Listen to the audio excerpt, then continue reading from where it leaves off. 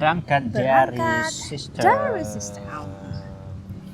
Ya, kita pakai kacamata dulu ya, karena hari ini itu topiknya agak berat guys. Tapi nggak apa-apa, kita ngobrol-ngobrol, diskusi aja yang nggak ada menggurui sama sekali ya. Ya, sebenarnya gak trigger sih, cuman inspired by the latest news di internet dan juga di media massa kemarin. Yeah, that's right. Dan kayaknya di hari Minggu ini yang long weekend, seru kayaknya kita ngobrol dikit. Ya nggak usah lama-lama lah ya, nyinggung-nyinggung dikit tentang. Aku angkat kaki kali ya, salah boleh satu ya kebijakan. guys? Boleh. Mau angkat jemuran juga boleh. Oke, kita bahas langsung aja lah gitu ya, biar nggak lama-lama, biar nggak keburu panas. Ya, jadi topik kita hari ini adalah tentang eksistensi perempuan. Ya, terutama perempuan di Indonesia. Iya, kita bakal bawa sedikit feminisme sih, cuman bukan sesuatu hal yang menjadi patokan ya. Jadi cuma semacam diskusi cantik, refleksi kritis doang gitu dari fenomena sosial yang ada gitu. Jadi menurut kamu eksistensi perempuan? Aku sebenarnya di Indonesia kurang begitu mendalami gender ya, feminisme aku ngerti dikit-dikit lah, karena kemarin ambil mata kuliah gender itu aku nggak masuk karena kelas online, jadi aku cuma dengar-dengar doang. Memang ini menjadi poin yang esensial untuk kita bahas karena ada beberapa dimensi. Nanti kita mungkin bisa berangkat dari masalah-masalah yang muncul. Berangkat dari sistem. Ya, berangkat dari sistem untuk membahas ya tadi masalah apa sih masalah yang ada di Indonesia ini tentang perempuan, baik dari segi kebijakan, kultural gitu kan, dan juga ada norma. Nah juga kita akan bahas kenapa itu terbentuk. Sebelum akhirnya nanti kita akan cover apa sih pemikiran alternatif gitu ya untuk paradigma yang patriarki ini misalnya gitu. Menurut kamu perempuan di Indonesia itu sudah layak nggak sih dibilang mendapatkan hak-haknya sebagai perempuan? Karena kamu kan perempuan nih. Aku coba ngomong itu gitu. Aku pribadi merasa eksistensi perempuan, tergantung dulu kita ngomongin perempuan dari segi apanya ya. Tapi kalau misalnya kamu tanya perspektif aku, bagaimana dan apa yang aku rasakan terkait eksistensi perempuan di Indonesia, untuk aku pribadi cukup sulit mencari kerja. Sebenarnya sulitnya bukan yang sulit-sulit gimana-gimana gitu, yang sebenarnya perempuan lain juga bisa rasa ya guys. Misal dilarang menikah, perempuan nggak boleh punya anak. Dan aku sempat mengalami itu ketika cari kerja, ketika awal-awal cari kerja. Ya memang belum punya perspektif untuk nikah sih dalam waktu dekat. Cuman kayak itu jadi pikiran buat aku tersendiri dan beban buat aku tersendiri sih. Oh nanti kedepannya kalau mau nikah gimana gitu. Berarti aku harus merelakan karirku di job ini gitu kan, nggak mungkin gitu. Itu otomatis harus cari pekerjaan lain, loker lain yang memang tidak ada persyaratan khusus yang semacam perempuan nggak boleh ini. Belum, bahasanya tuh belum sih sebenarnya. Itu sih. Kamu tadi bilang apa? Loker makanya. Loker. Nah, oke, dari aspek ini ya, pekerjaan ya. Oh, sama kita ini ada bahas sih. satu pekerjaan, apalagi. Nah, sama kalau kamu tanya lagi dimensi soal apa nih? Dimensi apa? Aku nggak ngerti ini masuk dimensi mana, dimensi gaib kali ya. Cuman di era sekarang ya, mungkin karena baru aku rasa sama baru punya banyak pengalaman di luar dari rumah. Aku merasa jadi perempuan juga sulit mendapatkan ruang aman gitu. Walaupun kayak misal kita ke ruang publik, terus pakai baju yang sedikit terbuka, ya stigmanya pasti perempuan nakal gitu ya. Walaupun memang yang menstigma itu bukan semua orang gitu ada beberapa. Pertama itu, kedua di catcalling. Awal-awal aku di catcalling itu sama tukang bangunan. Kayaknya teman-teman aku yang cewek juga pasti ada yang ngerasain sih, kayak di catcalling sama tukang bangunan dan sebagainya. Dan awal-awal di catcalling tuh aku takut, tapi makin kesini mungkin karena udah belajar gender juga dan sebagainya, bahwa kita juga harus punya resistensi untuk melawan itu kan. Jadinya kalau di catcalling kayak gitu ya, kadang aku kasih share it atau let's say aku balik natap mereka gitu aja sih. Jadi mereka juga nggak macam-macam. Menurut aku sampai sekarang aku merasa eksistensi perempuan untuk mendapatkan ruang aman itu cukup sulit ya. Aku tambahin dikit biar nggak bias kelas ya. Iya. Karena kamu tadi bilangnya di catcalling sama tukang bangunan kan. Iya kan. Pekerjaan kelas atas juga pernah temui salah satu temanku juga bilang dia kerja di bidang mining. Itu juga kalau lewat mostly di catcalling karena kan mining tuh didominasi sama laki-laki dan itu lebih lebih settle lah daripada tukang bangunan dalam artian pendapatan ya, bukan kelayakan hidup. Kita ngobrolin tentang pendapatan mereka gitu. Iya. Oke. Sebenarnya nggak ada niatan bias kelas sih, cuman waktu itu yang saya dapatkan waktu itu tukang bangunan. Saya. Yang gue dapatin waktu itu dari tukang bangunan. Sebenarnya banyak sih. Iya.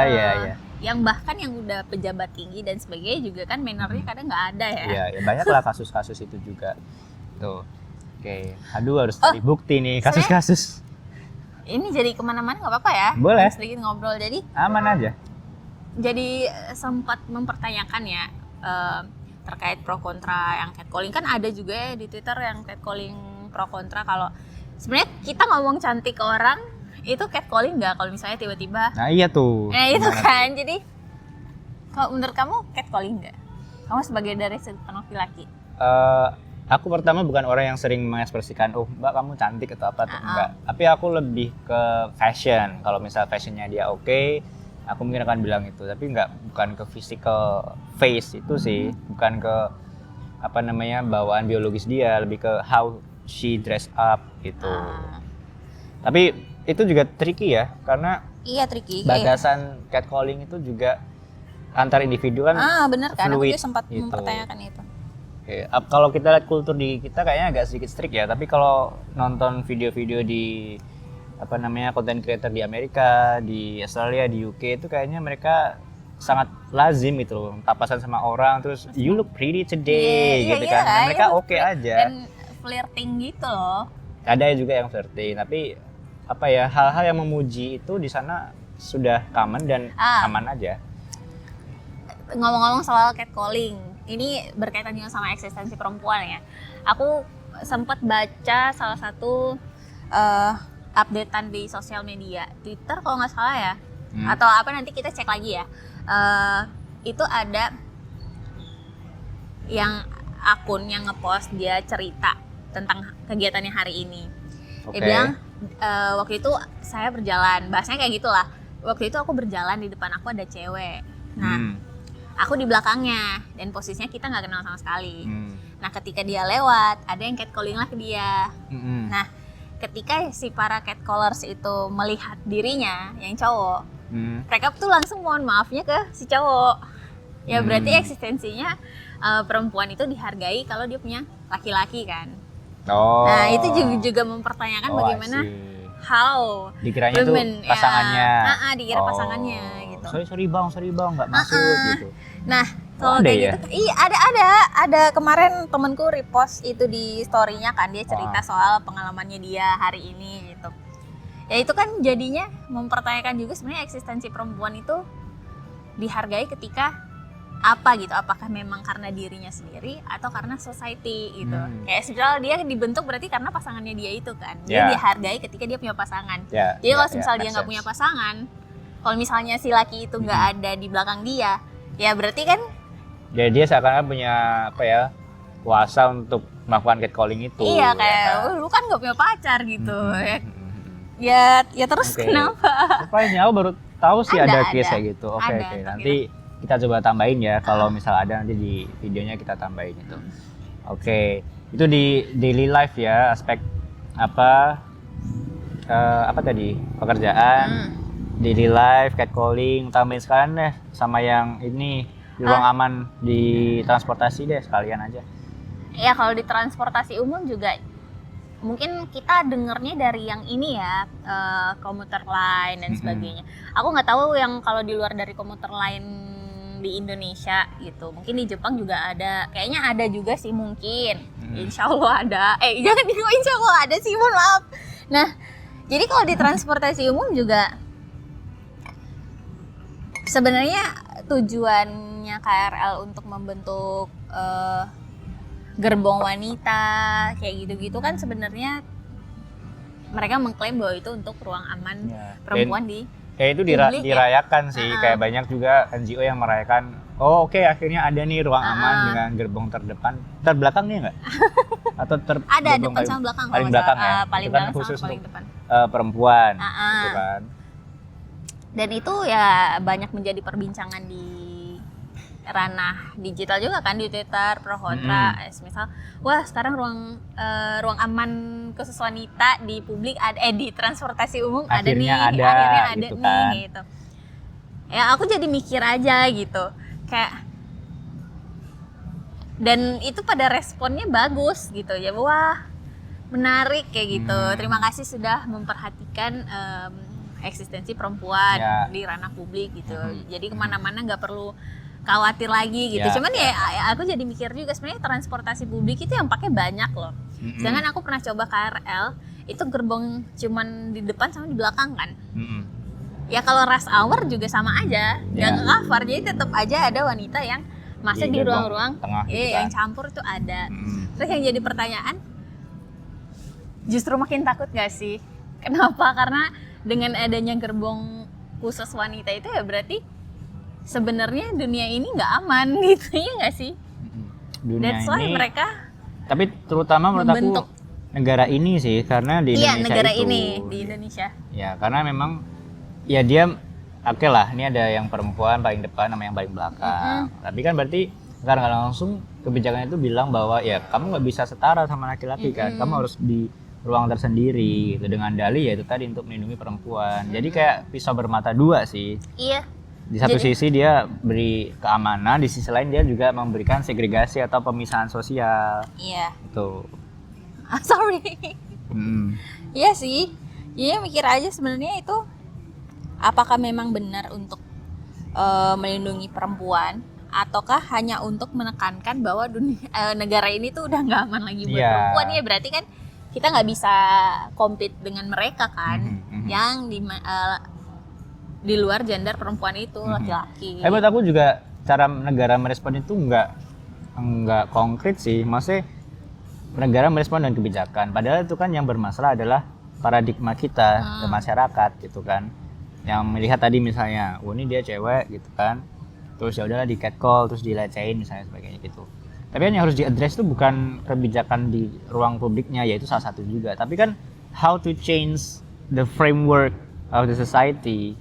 Jadi pendidikan tentang gender itu nanti juga penting. Tapi kita bahas nanti aja lah ya, kira-kira itu. Penting sih kayak pendidikan soal gender, dan ya sebenarnya kan kalau kita bahas perempuan ya pasti berkaitan dengan yang lain juga kan. Nggak seakan-akan perempuan yang ini enggak, cuman ya pasti ada intersectionnya gitu loh. I see. Ya kalau ngomongin eksistensi perempuan di ranah apa lagi nih menurut kamu? Kan transportasi udah tadi, ya transportasi berarti masuk ranah apa, sosial? Transportasi ranah ruang publik ya? Ruang publik sih.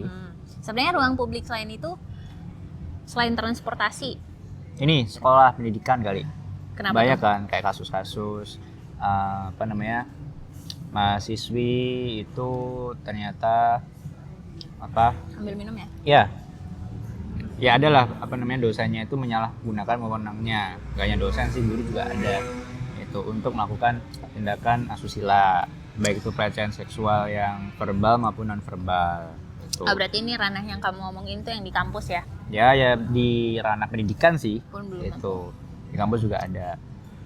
Bahkan menurut aku hotline untuk kekerasan seksual itu juga penting sih seharusnya ya. Sebenarnya udah ada sih Di beberapa kampus. Ada dari Bali itu kayaknya ada sih. Ntar kita cek lagi ya. Banyak sebenarnya. Di UGM kan ada. Tuh. Oke. Nah, menurut aku di pendidikan itu juga penting karena ini bukan menyudutkan salah satu agama ya, tapi memang banyak kasus-kasus di pondok pesantren gitu kan, banyak berita itu ternyata pengajarnya atau terutama ustadznya itu melakukan tindakan penyelewengan gitu, dengan posisi dia ternyata dia menggunakan knowledge dia, menggunakan posisi dia untuk mengelabui ya, bukan mengelabui tapi kayak apa? Menghegemoni ya si murid-muridnya untuk mau dilecehkan misalnya, untuk berkenan gitu dengan iming-iming apapun lah gitu misalnya. Oke, jadi kerja, sosial, fasilitas umum, pendidikan, banyak ya. 4 nih, udah 4 nih. Ini baru masalahnya doang gitu. Apa lagi nih? Kemarin yang rame, yang pas pilihan di Jakarta ada tuh kekerasan seksualnya, enggak secara fisik sih, cuman kayak menyinggung. Yang mana tuh? Ada yang kamu yang janda-janda kaya nanti menikah ya sama yang anak-anak muda yang pendapatnya nganggur. Iya, tapi itu emang program resmi ya? Apa gimana? Itu sih kan masih kampanye ya. Masih kampanye. Aku nggak baca visi misinya cagup itu gitu. Cuman itu ada salah satu yang rame kan pas apa sih namanya, pidato itu kampanye. Pas kampanye kan dia bilang gitu. Ada juga yang satunya, pokoknya itu duo Berarti itu asal seksis. cuap-cuap doang ya? Iya, asbun gitu. Nah, satu lagi bilang yang apa sih? Yang janda-janda kan dihidupin sama Pak siapa itu, ada kan dia bilang gitu. Nah, itu kan juga satu hal yang menggampangkan bagaimana janda-janda perempuan tuh kayak seakan-akan bisa bukan dibeli, cuman diberikan, didanai gitu loh, padahal dia nggak hanya ingin didanai. Iya, sebenarnya gitu. itu udah klarifikasi candaan ya. Iya, cuman meskipun candaan katanya. Ya, cuman candaan seksis yang keluar dari mulut seorang pemimpin itu enggak banget gitu. Ya, bener kan. Apalagi dia juga pejabat publik kan. Iya. Dan dia juga ada banyak pengikut gitu kan. So I don't think that's appropriate gitu. Nah. Ya itu juga ini sih jadi refleksi kritis kita kalau kita sampai sekarang pemimpin yang kita pilih itu belum melek soal gender. Iya, soal eksistensi perempuan juga gitu kan. Oke, nah itu salah satu contoh lah tentang agak merembet ke pemerintahan gitu. Nah, ngomongin sekalian deh tentang perempuan di pemerintahan. Kayaknya kemarin ada tuh yang di komisi berapa? Komisi 8. Komisi 8 gitu ya. Itu aku baca ceritanya lucu banget yang dia bahas soal anak dan pemberdayaan perempuan ya, kalau nggak salah if I'm not mistaken gitu. Nanti kita cek lagi di bawah ini. Nah, itu pembahasannya soal perempuan semua, tapi komisinya, pemimpin komisinya itu rata-rata laki-laki. Yang dimana laki-lakinya juga banyak bermasalah di dunia ranah kebijakan dan negara gitu. Dan itu jadi ini juga sih, wah berarti perempuan tidak dilibatkan dalam pengambilan keputusan, iya kan? Dilibatkan dalam pengambilan keputusan, terus dilibatkan juga dalam ranah kebijakan nantinya. Yang dimana kalau semisal mereka semua laki-laki kan berarti mereka tidak ada pemikiran bahwa ini kan pembahasannya perempuan, kita harus melibatkan mereka juga gitu. Karena apa ya, kalau dipikir-pikir sampai kapanpun gimana caranya membuat kebijakan tentang perempuan kalaupun kita tidak melihat perspektif mereka gitu kan. Keterlibatannya absen gitu ya. Secara fisik juga nggak ada, secara mental juga mereka nggak dilibatkan gitu kan. Ya, apalagi mendengarkan permasalahan real day to day mereka ya, itu kayaknya aduh hampir-hampir nggak mungkin sih gitu. Padahal kan sebenarnya kalau aku pernah baca itu keterlibatan perempuan di ranah pembuatan kebijakan untuk mendapatkan kursi di parlemen dan sebagainya itu kan 30% ya kalau nggak salah ya. Gitu. Cuman aku nggak tahu implementasinya gimana. Kamu nanti, udah pernah nanti kita cek deh apakah 30% untuk kursi DPR itu sudah ketok palu dan apakah sudah mencukupi 30% atau sebenarnya belum gitu. Karena threshold itu harusnya juga nggak 30%, harusnya ya kalau bisa 50-50 kan gitu. Kenapa enggak? Kenapa harus seakan-akan takut untuk membagi kursi yang sama dengan perempuan yang mungkin memiliki kapabilitas yang tinggi gitu kan. Nah, nanti kita cek deh apakah ada sudah tercukupi 30% itu. Itu pun ini juga sih yang wajib dipertanyakan juga dan wajib kita pikirkan ke depannya ini bersama-sama. Kayak keterlibatan perempuan di ranah kursi parlemen juga juga perlu dipertanyakan gitu, kayak misal dia dari perempuan kalangan mana dan sebagainya, apakah udah tercover yang memang intersectionnya banyak, kayak misal perempuan ekonomi kelas bawah gitu, apakah kamu yakin yang masuk dan yang terlibat di kursi-kursi parlemen itu apakah perempuan kelas atas apa kelas bawah menurut kamu? Dengan political culture yang sangat amat transaksional ini di negara kita, kayaknya agak sulit ya untuk membiarkan intelektual organik atau orang dengan wawasan atau knowledge dia sendiri yang dia alami untuk sampai datang ke panggung sebesar DPR gitu ya, untuk menyuarakan permasalahan yang ada di lingkungannya. Mungkin beberapa ada dan bisa jadi dari golongan kelas bawah, tapi toxic political culture kita kayaknya nggak memungkinkan peluang-peluang itu gitu, karena ya itu tadi, mau ke DPR aja harus buang berapa miliar dulu kan. Iya, harus. Itu.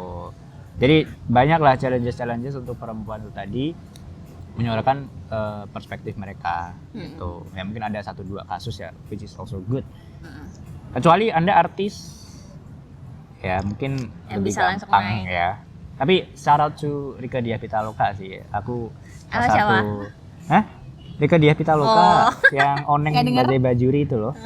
Nah, itu kan salah satu anggota perempuan DPR RI yang ya teruji lah, disertasinya juga oke juga kok di situ. Ya ngomong disertasi udah nih. Ya udah disertasi kan ya. Oke, nah itu kan contoh bahwa perempuan juga harusnya diberikan ruang yang sama. Orang dia juga capable, ya bisa juga, kenapa enggak gitu kan. Oke, tapi yang menarik itu kemarin nih, beberapa hari kemarin gitu ya, ada berita yang agak-agak ngaco gitu ya. Ini baru-baru aja sih. Aneh gitu. Dan bacanya kayak Really gitu ya. Kayak aku yang geleng-geleng kepala aja deh, yang ASN. Ya, terutama pergub. Kata kuncinya ASN. Pergub di Kata DKT kuncinya ya. pergub DKI ASN. Itu bukan kata kunci poligami. lagi.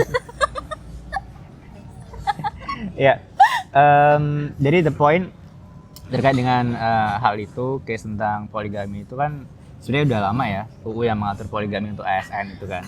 Cuman kemarin diangkat lagi gitu. Katanya ada urgensi, soalnya ASN di Jakarta tuh angka perceraiannya mencapai 116 kalau nggak salah tahun kemarin gitu kan. So which is something yang menurut pemangku kebijakan tuh concerning. Dan setelah dengar berita itu, kamu recheck di media lain juga nggak? Kayak nonton di Kompas, nonton di mana-mana, dan itu aku mencari alasan kenapa dibuat pergub DKI ASN poligami. Nah, salah satu alasannya adalah untuk melindungi istri dan memastikan hak-hak istri dan anak yang diceraikan sama si ASN. Kadang katanya akan diperketat tuh syarat cerai, harus ada izin dari atasan. Ya, aku hingga sekarang masih mencari posisi mana sih dia pergub DKI itu melindungi istri gitu. Maksudnya nggak konkret juga kan melindunginya kayak apa? Mungkin dia bilangnya konkretnya adalah dia memperketat itu tadi kan, harus ada izin dari atasan untuk cerai. Iya, dan salah satu caranya adalah untuk bisa poligami itu adalah izin dari atasannya. Iya, kita ulang terus anjir. Dan jadi mikir juga ya, izin atasan tuh ngapain gitu? Bukankah kamu harus izin ke istrimu? Ya, jadi ini pengaburan tuh loh antara ranah publik sama ranah privat. Itu makin nggak clear itu. Yang dimaksud tuh ke arah mana itu. So that's also a big thing juga untuk di concern gitu. Terus juga ranah-ranah ini ya, apa namanya? Udah diatur sama negara, padahal itu kan ini loh apa namanya? Kalau di bahasa Jawa itu lemah teles sih, tanah basah gitu. Jadi kayak banyak peluang-peluang tuh ada suap gitu loh. Kan kayak udahlah Pak, saya inilah dipermudah gitu kan, pakai uang pelicin kan sangat mungkin gitu kan. Dan salah satu alasan kenapa ada pergub DKI itu aku baca itu salah satunya untuk angka perceraian tinggi ya kalau nggak salah ya. Ya. Oh, udah disebut kamu. Ya, udah 116 aku tadi.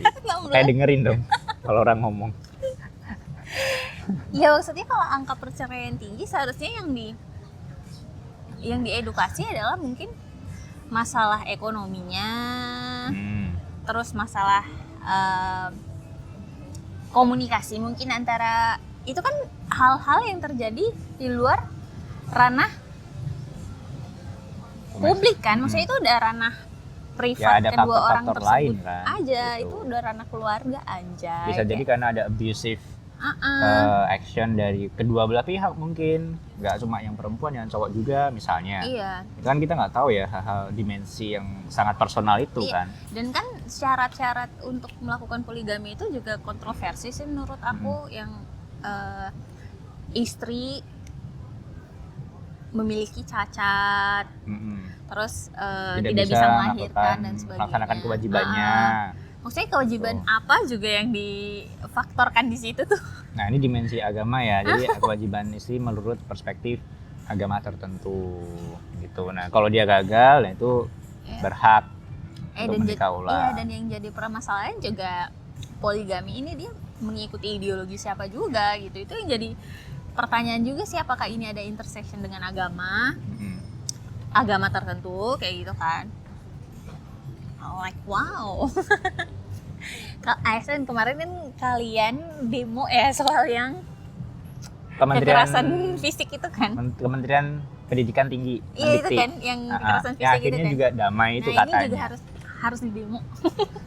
Harus didemo. Tapi sebenarnya wawancara di Kompas nanti kita sertakan Dan videonya 2 tahun itu- lalu. Aku dulu. Aku itu nggak masuk akal juga sih. Apa coba? Bukan apa yang dari perwakilan DPR-nya. Hah? Yang perempuan itu kan? Kita Yang nonton mana? yang sama bukan sih? Yang mana? Kamu yang mana? Yang dia mewakili DPR RI, Enggak, aku bukan nonton itu. yang Pergub DKI, bukan ya? Enggak. Ya udah. Apa aja. yang itu? Ya itu juga jawabnya belum. Emang dia ditanya tentang apa? Ini aku nggak tahu nih. Benar. Lupa. Nah, enggak, Nanti dipotong aja ya Mas ya bagian sini ya. enggak ya, wawancara di Kompas Nanti itu. ini aja. Sorry, TV One. Di TV One tentang perempuan berbicara 2 tahun lalu kayaknya, atau 1 tahun lalu. Itu bilang juga Ini loh. kalau ternyata ASN perempuan itu nggak boleh menjadi istri kedua untuk poligami. Itu. Jadi ada kebijakan itu. Makanya itu kan sebenarnya juga menghambat perempuan ya, kalau dia ASN, dia bersedia untuk jadi istri kedua misalnya. Ada yang mau jadi istri kedua ya kenapa enggak gitu kan. Nah, itu. Nah, kita cari ya coba. Mm-mm. Nah, kamu tonton. Yang mana sih anggota DPR RI? Aku lupa deh. Nonton Kita di nonton mana yang dah? hal yang sama apa? Bukan. Yang kita nonton bareng tuh loh. Kita nontonnya itu TV One. TV One. Ya. Yang dia ngundang perwakilan dari Komnas Perempuan satu. Iya, yang dia Jawabannya- narasumbernya online itu kan? Iya, yang Oh. yang kalau ditanya juga kami sampai sekarang belum meninjau. Terus gimana bisa bikin kebijakan kalau belum Terus meninjau? ngapain lu ngide? Ngide gitu loh. Ya, sambil cari. Ambil minum dulu. Right.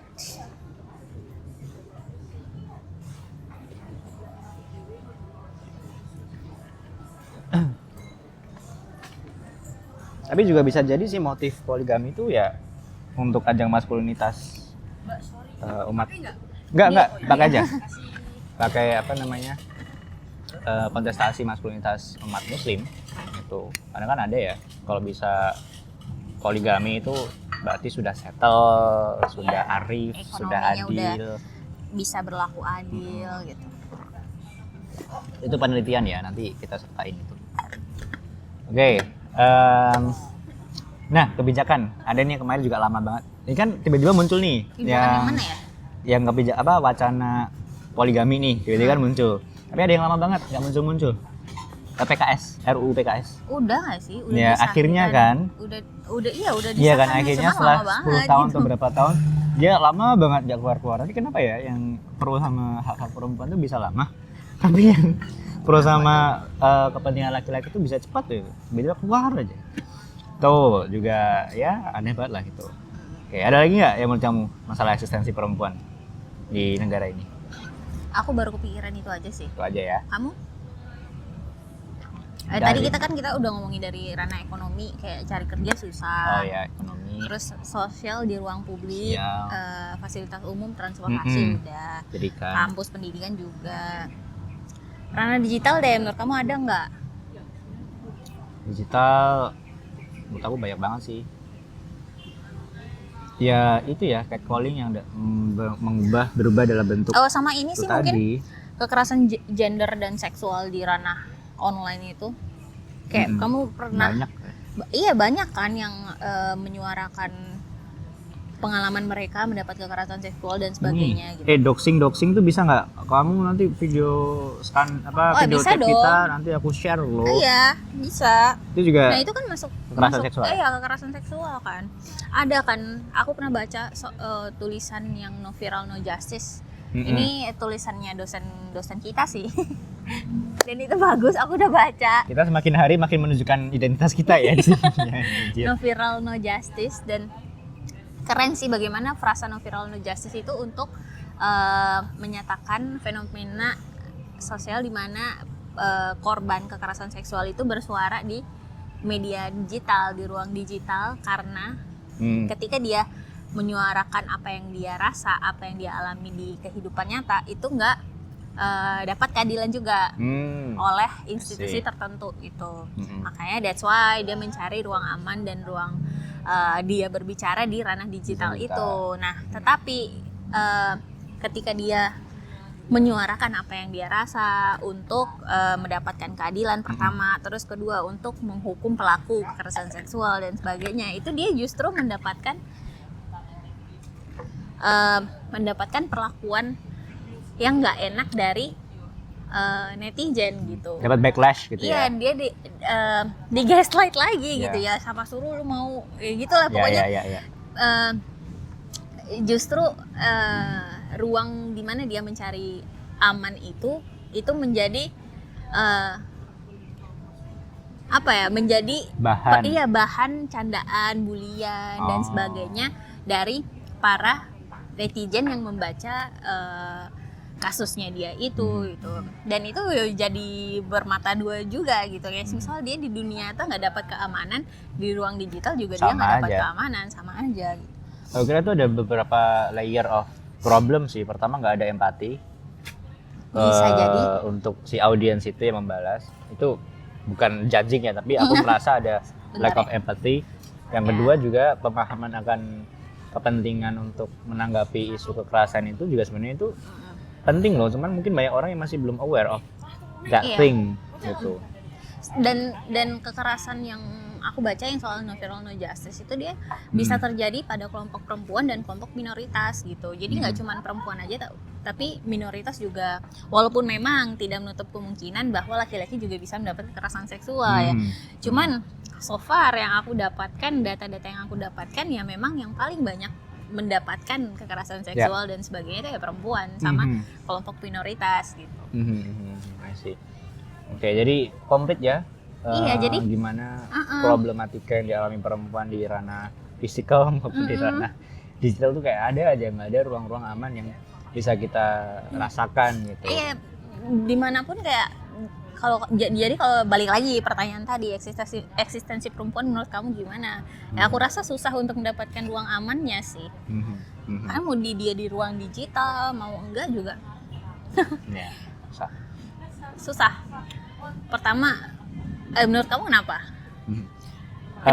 Kenapa society kita seperti ini? Hey, sorry. Enggak, tadi sebenarnya udah aku singgung ya, something about patriarki gitu ya. Kita akan bahas itu secara kurang lebih lumayan banyak dengan beberapa layer of manifestasi berat dari bahas patriarki. Iya, sebenarnya susah sih. Susah sih, cuman ya kita bawa topik ini ya cuman untuk diskusi dan jadi refleksi buat kita semua aja gitu. Sebenarnya ini ada tema yang banyak banget di-share juga di beberapa podcast yang lebih proper itu juga udah banyak, tapi kayaknya we need to share our perspective. Siapa tahu ada yang bisa ditambahin dikit gitu. Ada nggak satu teoris yang bisa kamu pegang? Definisi patriarki itu apa? Aku baca yang Kate Millett sih. Kate Millett. Aku nggak tahu penyebutannya kayak apa. Kate Millett. Mungkin. Nah itu di satu tulisannya tentang, coba kita cek, seksual politics kalau nggak salah. Nah itu dia ngomongin soal patriarki, dimana dia mendefinisikan patriarki itu sebagai sistem kekuasaan. Oke. Nah dimana kekuasaan itu didominasi oleh pria, laki-laki gitu, yang tujuannya ya untuk menundukkan, ya mendominasi tadi, dan mengeksploitasi perempuan gitu. Nah menurut si Kate Millett ini, patriarki itu nggak hanya hadir dalam hubungan pribadi kali. nggak hanya hadir dalam hubungan pribadi gitu ya, antara kita dengan keluarga kita atau antara kita dengan pasangan kita, tetapi itu meresap ke dalam institusi politik, budaya, dan sosial kita. That's why we call tadi yang kamu bilang kalau negara kita, society kita is still patriarchy gitu kan, mungkin karena itu udah meresap ke dalam budaya kita. That's why ya pemikirannya juga ke bawah sampai ke ranah pembuatan kebijakan, terus ruang publik dan sebagainya gitu sih. Ya, dan itu ada teramalgamasi gitu ya. Amalgamasi apa? Tercampur. Bisa nggak? Langsung tercampur, termix gitu ya. Antara institusi sosial tadi, ada budaya, ada norma juga itu. Maka semakin tegas di situ ya, bagaimana perempuan itu didefinisikan seperti ini selayaknya, bagaimana laki-laki itu membuat standar dia melalui kebijakan-kebijakan itu. Ada tulisan Rocky Gerung, aku cerita gitu. Kenapa Rocky Gerung? Ada, Rocky Gerung kan sebenarnya salah satu figur yang ini kayaknya nambah es batu enak ya. Nanti ya. Nanti anjir. Ini udah tengah-tengah. Mbak mau es batu kan aneh banget. Enggak, Rocky Gerung bilang, salah satu tokoh yang aku kagumi karena beliau perspektif feminisnya lumayan strong juga. Gimana perempuan itu adalah rahim keadilan. Kamu udah pernah nonton video itu? Belum. Kamu kan ngefans banget sama Rocky Gerung kan? Enggak lah. Gitu. Ini adalah perempuan itu adalah figur yang memang adil sejak dari lahir, karena ketika mengandung anaknya itu dia sudah membagikan nutrisinya ke anaknya, gitu kan. Tapi laki-laki itu adalah rahim yang justru merusak keadilan, karena bahasa laki-laki itu adalah bahasa yang berisi bahasa politis, ya kan, definisi-definisi yang memojokkan perempuan. Jadi sebenarnya laki-laki itu tidak mengasuh keadilan, karena tidak ada keadilan melalui perspektif laki-laki. Nanti aku share lah itu tulisan potongannya gitu. Yes. Berarti sebenarnya laki-laki yang melek soal perempuan itu banyak ya, eksistensi perempuan. Banyak ya nggak bisa. Aku belum nemu sih. Cuman menurut aku nggak influential. Kenapa? Coba kamu mention public figure yang punya dan mau menyuarakan pikiran perspektif dia yang pro sama perempuan. Numa. Ya. Kalau di NGO kan banyak tuh laki-laki juga kan di bidang feminisme. Teoritis feministnya juga rata-rata perempuan. Rata-rata perempuan. Karena juga bisa ada backlash juga kalau kamu teoritis feminisme laki-laki, ntar kamu kan nggak mengalaminya. Aku juga belum nemu sih teoris feminisme yang laki-laki. Ini kalau teman-teman punya, ya share aja lah ya. Gitu. Sebenarnya kalau ngomongin soal patriarki sebenarnya banyak ini ya, banyak pemikiran dari pemikiran siapa gitu, beda-beda juga gitu. Tapi yang aku baca sih intinya ya adalah mendominasi dan mengeksploitasi perempuan. Ya. Subordinasi perempuan. Dan itu yang mendominasi pun nggak hanya laki-laki gitu, bisa society, bahkan perempuan pun nggak bisa. Kita nggak bisa menutup kemungkinan bahwa perempuan juga bisa bersikap patriarki pada sesama gitu tuh bisa. Ada. Seru ternyata ya, anjir. Udah 40 menit, seru. Lanjut. Gitu. Sama ini sih, aku pernah baca pemikirannya Davis kalau nggak salah, itu tentang genderization. Ini nggak secara menyeluruh sih, cuman pada intinya di pemikirannya itu dia bilang bahwa soal genderization gitu, bahwa perempuan itu sebagai alat budaya gitu, sampai mengakar dan embedded aja bahasa kita embedded itu bahasa Indonesia apa ya? Merasuk gitu. Iya. Udah melekat. Kalau embedded itu melekat, kalau embodied itu merasuk. Udah melekat untuk nilai-nilai budaya aja gitu. Makanya adat istiadat itu mempengaruhi juga gitu. Ya. Misal di salah satu, aku nggak ngerti sih ini nyebutnya adat istiadat apa suku apa norma budaya. Iya, apa norma budaya apa gimana? Pokoknya salah satu budaya di Indonesia juga ada kan yang menjual perempuan. Ya. Kayak misal lu mau nikahin gue harus lihat dulu pendidikannya apa. Ya. Ya bahkan ada yang mendefinisikan perempuan berdasarkan ekonominya dia, pendidikannya dia, itu ada. Dan itu dibilang sama si Davis ini bahwa di gender nation itu perempuan sebagai alat budaya aja untuk menegakkan budaya. Ya jadi istilahnya cuma pajangan gitu. Tapi menariknya ini ya, tambahin sedikit ya, yang ini kan kewawancara sama teman kamu itu gak sih? Yang di kopian itu, yang oh iya, opungnya, bukan opungnya. Ya, jadi kan anak NTT ya, yang itu. Iya. Jadi kan yang perempuan tuh kan kayak dijual gitu kan, karena kamu S2, kamu harganya sini. Aku mau nikahin kamu tapi aku harus bayar sekian ratus juta. Iya. Gitu. Dan yang mendefinisikan menentukan harga itu bukan bapaknya, bukan dirinya sendiri, perempuan itu harus self value, tapi omnya, which is laki-laki kan. Jadi kenapa perempuan nggak bisa mendefinisikan value-nya sendiri gitu? Apakah memang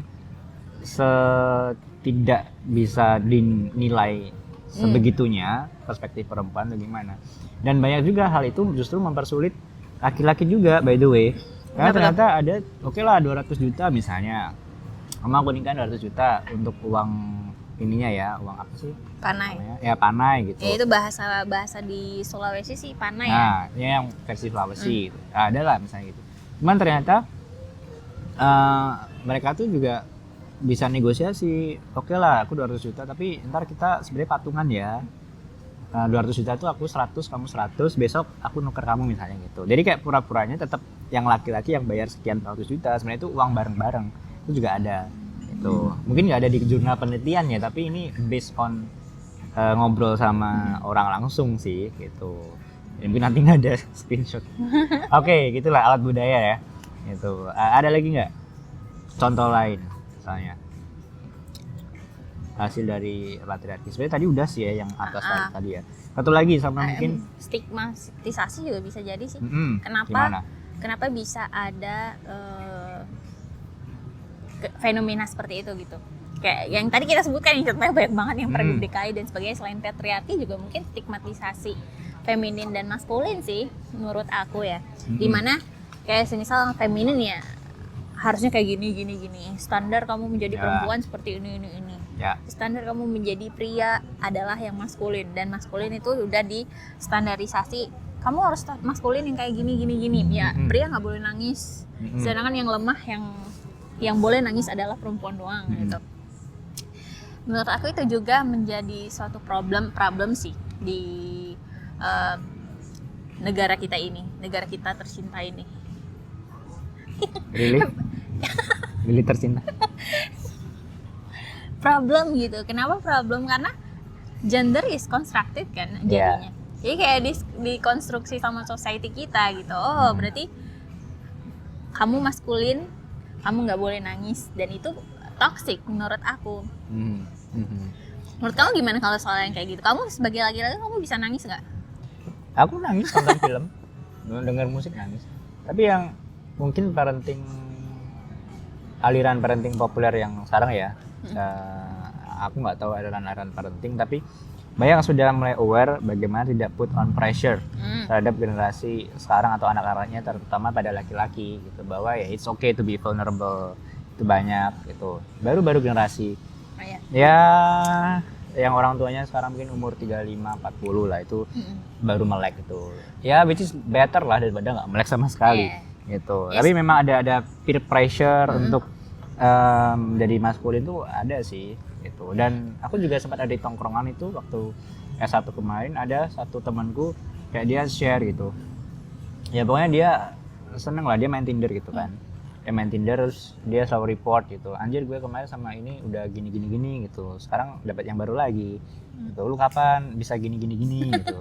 Tahu kan gini tuh, tahu kan gini terus gitu ya. Terus akhirnya ya si temanku yang ngelatin lain juga kayak tertrigger nih, oh iya ya anjir itu, terus akhirnya dia install Tinder juga gitu. Dan itu kan mungkin salah satu contoh juga ya gimana stigma itu bahwa oke, you are a man if you can lay with lot of women gitu misalnya. Itu kan juga salah satu toxic perspektif toxic masculinity Iya. Ya, yang ujungnya ya merugikan perempuan juga by the way. Sebenarnya stigma feminin sama maskulin ini sebenarnya menurun dari patriarki juga sih. Iya. Ya patriarki membuat adanya stigma juga kan, dan stigma bikin patriarki itu makin teguh Makin juga kuat. gitu. Ya guys, misal ya kayak tadi laki-laki nggak boleh nangis dan sebagainya. Ada contoh juga untuk perempuan, misal di ranah sosialnya dia, ranah kerjanya dia nggak boleh pulang malam. Dan itu mengakar gitu, dan nggak sedikit loh keluarga yang tetangga juga ya, misal lu pulang malam dikit pasti diomongin, dan itu masih terjadi dan aku masih rasa di keluargaku sendiri ya. Khususnya di lingkungan tetanggaku itu masih banyak yang diomongin kayak gitu. Ya padahal gue pulang malam kerja gitu, gue pulang malam bukan ngapa-ngapain, lagian kalau mau ngapa-ngapain juga urusan gue kan. Gitu maksudnya. Mungkin karena kita punya perspektif ini ya, komunal ya. Jadi kayak kita mungkin niatnya, kamu nggak apa-apa pulang malam, mungkin kamu habis kena masalah apa, mungkin ada yang bilang gitu kan. Itu perhatian kok. Gitu. Jadi ternyata ya belum tentu juga. Gitu. Oke. Satu lagi bahas nggak yang ini? Ya tadi sebenarnya udah disinggung sih. Udah ya. Kayak misal intersection dengan agama. Ya. Menurut aku kalau kita ngomongin soal agama ya mungkin udah berkaitan sama belief sih. Cuman kita sering baca juga gitu. Apakah agama ini refleksi kritis juga ya teman-temannya. Apakah agama itu justru dia memperketat patriarki sendiri, ataukah enggak? Justru malah memastikan kesetaraan perempuan dan laki-laki. Karena banyak soalnya di media itu yang menuliskan soal agama itu membawa patriarki juga, ya nggak sih? Nah, patriarki, dan ada juga yang membahas dari perspektif agama itu justru memberdayakan perempuan juga gitu. Itu ada sih. Jadi sebenarnya refleksi kritis aja sih. Soalnya kalau ngomongin soal agama ya dia berkaitan sama beliefs gitu. Ya, jadi apa yang dia percayai ya dia, dan apa yang dia imani dan yakini ya bakal dilakukan itu terus menerus gitu. Tapi aku baca kemarin salah satu tulisan beberapa pemikir juga, sebenarnya kalau diruntut-runtut itu kebijakan perempuan di ruang publik itu sebenarnya agak kabur anjir. Nah, jadi katanya pas Nabi itu, jadi ketika Nabi itu masih hidup, beliau itu memang mengedepankan kesetaraan perempuan. Tapi ketika Nabi telah wafat, Umar bin Khattab itu katanya mengeluarkan kebijakan. Udah sampai Umar bin Khattab. Iya, mengeluarkan kebijakan yang memojokkan perempuan gitu. Jadi imam itu cuma boleh laki-laki, perempuan nggak boleh gitu. Nanti aku sertain screenshotnya. Terus juga katanya di dinasti Abbasiyah gitu kan, itu sudah mulai semakin terbatas, perempuan itu nggak ke masjid. Mungkin ini juga semakin tegak juga kan, dimana ya perempuan tuh sholatnya di rumah aja. Kenapa? Kan. Karena ya nggak aman kan. Ya katanya bahasanya sih nggak aman. Tuh, ya ternyata kalau kita urut ada pergeseran pemaknaan ya dari Nabi dengan sahabatnya, atau mungkin dengan kultur yang ada di situ. Menarik sebenarnya untuk kita perdalami, nggak kita telan mentah-mentah perspektif agama. Iya, dipertanyakan ya.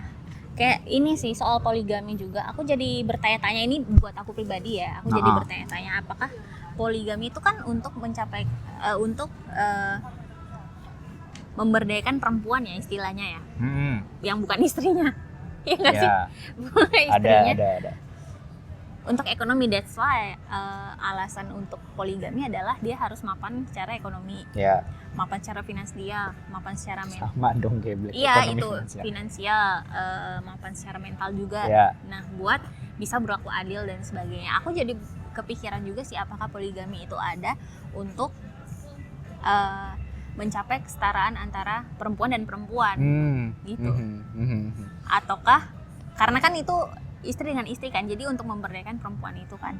Ya tapi di sisi lain juga harus dipertanyakan gitu, yang tetap lebih tinggi dan superior adalah suaminya gitu. Ya. Oke. Tapi sebenarnya kan setauku juga ayat itu kan diturunkan karena waktu itu kan satu orang bisa istrinya banyak banget ya, lebih dari 4 kan itu. Makanya surat itu diturunin atau ayat itu akhirnya poligami itu ya maksimal 4 ya. Itu nggak boleh lebih dari 4 karena emang banyak kasus perceraian which is mengarah ke dosa dan lain sebagainya, dan untuk meminimalisir zina, itu akhirnya muncul lagi. Nanti kita coba cari ya sumber-sumbernya. Itu biar nggak salah karena ini temanya mepet jurang lah ya, karena ada agama. Gitu. Jadi Semoga fundamentalis nggak nonton buat aku ini. sendiri ya. Aku jadi kepikiran banget ya soal ASN poligami itu. Jadi mikir poligami itu sebenarnya kesetaraan antara siapa gitu kan? Apakah untuk mencapai kesetaraan antara istri 1 dan istri 2, which is perempuan dengan perempuan? Ya tetap aja kan sebenarnya adanya feminisme adalah untuk mencapai kesetaraan antara semua gender kan? Ya. Oke, nah tapi itu kan kalau apa ya, hal-hal yang konkret lah kita bisa lihat secara fisik, tapi hal-hal yang lebih sublim, yang day to day banget tapi kita sebenarnya nggak realize, misal dari media ada nggak kayak stigma perempuan tuh gimana gitu? Ya itu yang jadi ini juga sih pembahasan kita. Emang Ya sebenarnya adanya society kita seperti ini, kenapa banyak kebijakan publik yang justru mendominasi pihak laki-laki aja, mendominasi pihak perempuan dari laki-lakinya sendiri ya.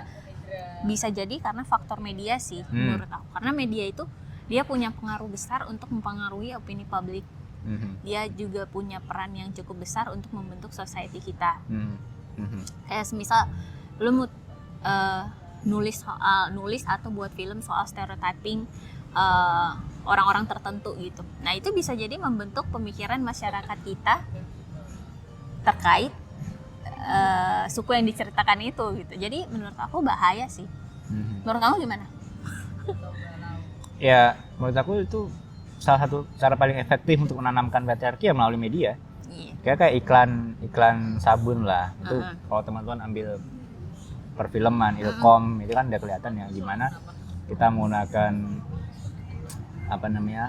pandangan semiotik kan, yaitu gimana dilekatkan antara produk-produk domestik itu dengan perempuan kan, ya yang nyuci piringnya cewek lah gitu. Dan selalu ceweknya itu happy loh. Iya, ada nggak kayak dia nyuci piring terus kayak bangke lu makan gak dicuci, kan nggak ada. Iya benar sih. Sekarang kita coba tanya sama diri kita sendiri dan sama diri teman-teman sendiri ya, kalian pernah nemu nggak iklan yang masak itu yang cowok? Ada. Sekarang udah banyak. Udah banyak. Sekarang udah Berarti periklanan dan advertising kita udah mulai inklusif nggak? Tapi kalau cuci piring sama cuci itu masih perempuan. Kalau masak udah kayak kemarin udah ranah domestik ada kan, siapa, Chef Gozali itu, siapa sih? Ghost itu loh. Itu kecap sedap, Arnold, itu kan udah mulai ada. Tapi kalau cuci itu masih perempuan gitu. Ya Molto, Downy, gitu-gitu itu masih. Oh, nggak pernah nonton TV kan? Sama ini juga kecantikan kali ya. Kecantikan, ya. Kecantikan banyak. Paling mentok-mentok kalau cowok itu iklan kecantikan itu ya sabun cuci muka doang. Sama kecantikan tuh, definisi kecantikan juga makin macam-macam ya di YouTube itu juga sih. Jadi kayak banyak pendefinisian cantik itu ya harus yang make up-nya yang glowing, yang gini-gini, dan ada standar. Tapi ngomong-ngomong soal kecantikan, kamu bisa nggak menghubungkan antara patriarki dan kecantikan? Aku lagi cari gap-nya nih tadi. Bisa kan, karena yang mendefinisikan kecantikan itu apakah memang perempuannya sendiri atau kecantikan itu versi apa yang ingin dilihat oleh laki-laki. Oh iya benar sih. Ya kan, Move itu dia ngomongin kan, soal male gaze. Iya, male gaze ya, dan dimana perempuan cuma jadi objek aja gitu. Jadi object of gaze. Iya, jadi istilahnya melampirkan nenek kali. Menampilkan perempuan sesuai perspektifnya laki-laki. Nah, itu bisa jadi dipertanyakan juga di dunia kecantikan kita sekarang. Banyak iklan yang mungkin banyak sih contohnya ya, misal mungkin dia seksi. Perempuan kayak iklan rokok seksi dan sebagainya, itu juga wajib dipertanyakan yang buat iklannya siapa, apakah dari perspektif pria apa enggak, dan itu menurun takutnya ya. Nah makanya tadi kita bilang that's why media itu punya peran yang besar untuk mempengaruhi publik juga gitu. Dan di ilmu komunikasi aku juga belajar itu kok, cuman tidak sampai menyerap ke feminisme dan sebagainya sih. Kayak peran media cukup besar ya. Itu sih tuh, jadi emang macam-macam lah. Iya. Oh ya, sama ini film si Fedi Nuril. Oh iya, The King of Polygamy. Ya, The King of Polygamy gitu ya. Dia kan banyak tuh main film-film poligami. Jadi kayak ya di film aja ada kok itu. Dan ya kenapa aku enggak gitu. Padahal kan sebenarnya film itu sebenarnya kan tangkapan dari realitas sosial kan.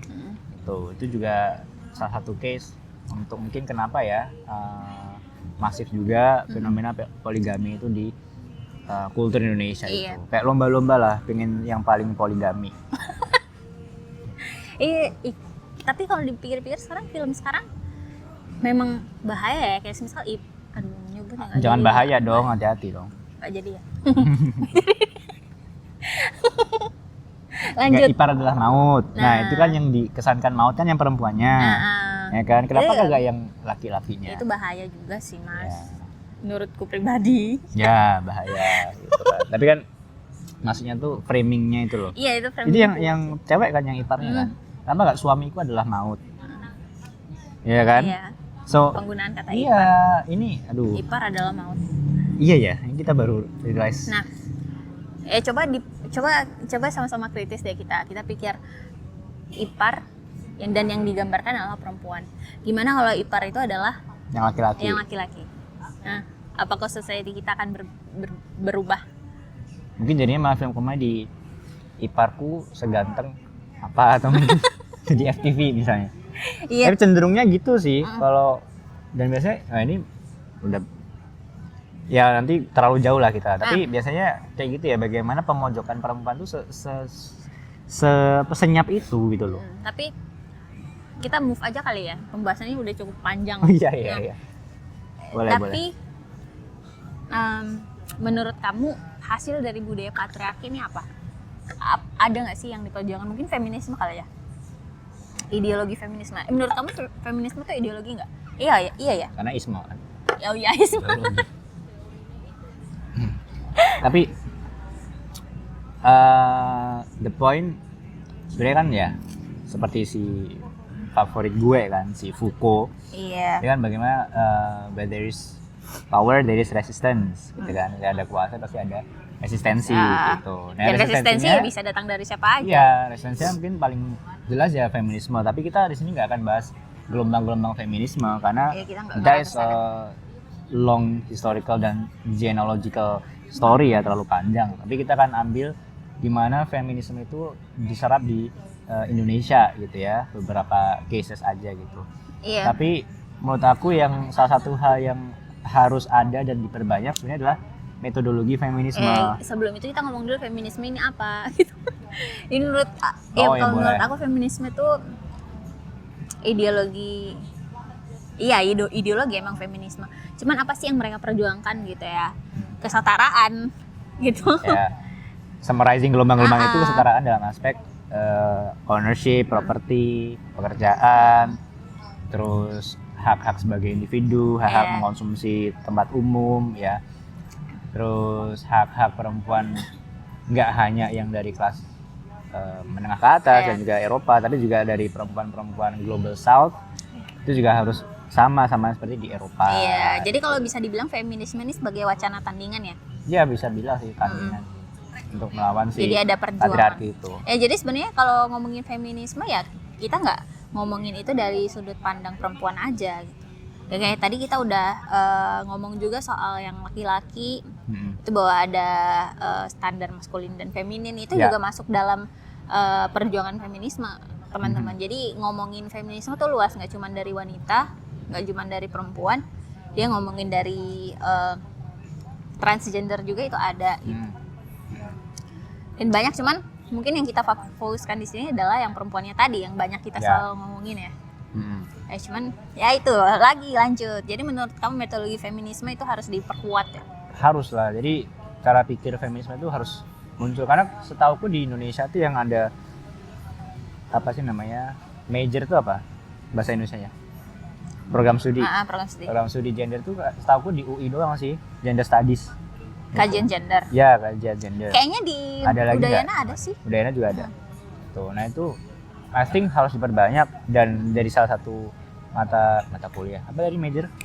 Program studi Program studi. yang esensial gitu, sepenting kayak program studi ya Ilkom, sastra Indonesia. Jadi harus ada kajian gender karena dibandingkan dengan beberapa universitas di luar ini beda banget, udah gender di luar tuh udah kayak gender in politics, udah gender in apa, kita masih gender aja belum gitu loh. Jadi diskusi global kita ya agak susah untuk catch up dengan mereka gitu. Nah, metodologi feminisme yaitu yang meletakkan paradigma kritis tentang perempuan juga harus Mm. ditingkatkan gitu. Which is good step UI, cuman yang lain harusnya ngikutin. Ada Iya. lagi nggak? Ngomong-ngomong soal feminisme sebagai wacana tandingan, aku jadi kepikiran soal yang François Verges sih. François Verges. Verges. Nah, itu teoritis dekol.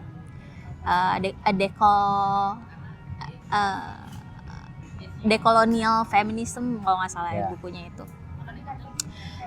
Ya dia sebenarnya bahas banyak sih. Ya intinya adalah feminisme itu dan budaya patriarki gitu. Mhm. Nah cuman yang paling banyak dia bahas itu soal intersection gitu. Jadi sebenarnya yang diperjuangkan feminisme juga harus melihat ekonominya dia, intersectionnya dia dari ras mana dan sebagainya. Jadi feminisme itu ya membahas soal ya nggak hanya sebatas cuman perempuan aja, tapi dia juga membahas perempuan dari kalangan mana, ekonomi mana, dan kita harus lihat gitu. Karena perlakuan ini di society kita ya, perlakuan antara perempuan ya sama-sama perempuan, cuman perempuan dari kalangan kelas atas kulit putih terus dengan perempuan dari kalangan kelas bawah kulit hitam, itu pasti perlakuannya beda.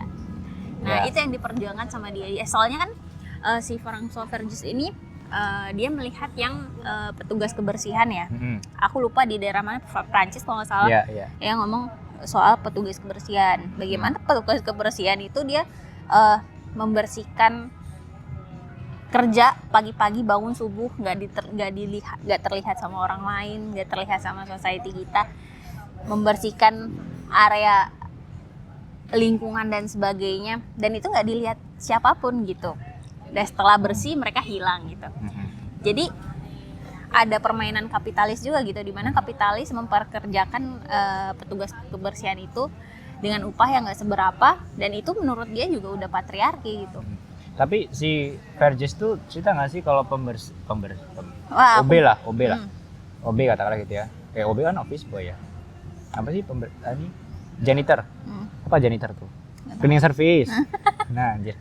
Cleaning service itu apakah perempuan yang ini apa namanya berkulit hitam? Karena Prancis kan sebenarnya kan banyak kan kulit hitam kan. Atau si Verges itu cerita bahwa cleaning service itu mostly laki-laki. Aduh, Atau perempuannya apa? kalau mostly yang mana, perempuan atau laki-laki, aku belum baca soal itu sih. Nah, Cuman lupa ya. cuman yang dia pastikan itu ya harus dilihat juga intersectionnya apa gitu, pekerjaan lu apa, buruh, imigran dan sebagainya itu juga harus dilihat, kerasmu apa gitu. Belum tentu perempuan, misal sama-sama janitor nih, petugas kebersihan.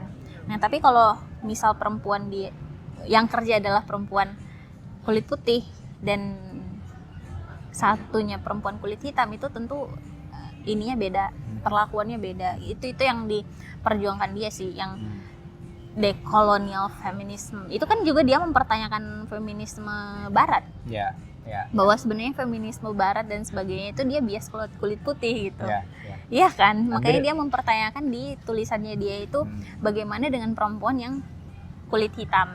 Itu intersectionnya mainnya sih. Bagus sih, sama kayak mungkin Itu Bell keren Hooks sih, juga sumpah. ya. Ya Bell Bell Hooks Hooks juga juga crazy. Maksudnya Bell Hooks itu dia bisa ya mengarah ke interseksionalitas tadi gitu. Iya. Dan sorotan kontribusi Bell Hooks itu fundamental gitu loh. Dimana ya hampir sama kayak Verges itu. Tapi lebih ke kulit hitam ya kalau Bell Hooks itu. Jadi kayak bukunya Feminism is for Everybody sama And I a Woman, bukankah aku juga perempuan, juga tajam sih kritis-kritis terhadap feminis barat yang sangat bias kelas itu tadi. Iya. Ya nambahin dikit aja. Nanti buat kita cek bahan- bareng-bareng kali ya. buat bahan bacaan Soal teman-teman Verges. juga. Nah, coba kita cek. Ya udah, lanjut. Gimana lagi? Yang apa ya, feminisme sebagai wacana tandingan selain Ya kalau ngomongin tandingan kan tadi. banyak hal ya, dari banyak perspektif ya. Di dunia digital juga wacana feminisme itu menjadi suatu pembahasan gitu. Pembahasan dan pro dan kontra gitu. Oke. Yang aku rasakan ya, ini mungkin agak keluar dari pembahasan kita. Yang aku rasakan dan aku baca soal wacana feminisme di Twitter, apalagi banyak tuh orang-orang yang kalau misal dia mendukung dan ngomongin soal feminisme itu pasti dibilang SJW. Oh ya.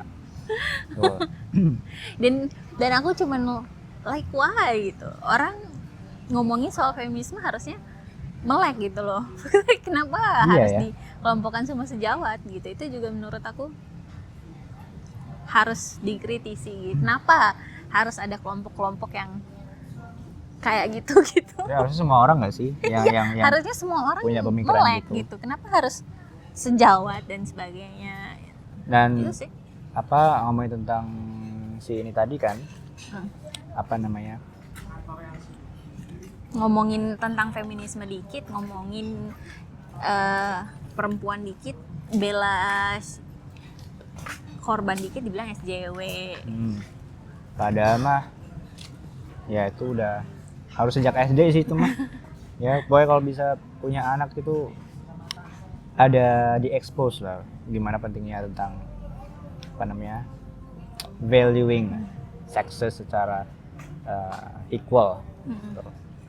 Oke, ada lagi nggak yang menarik?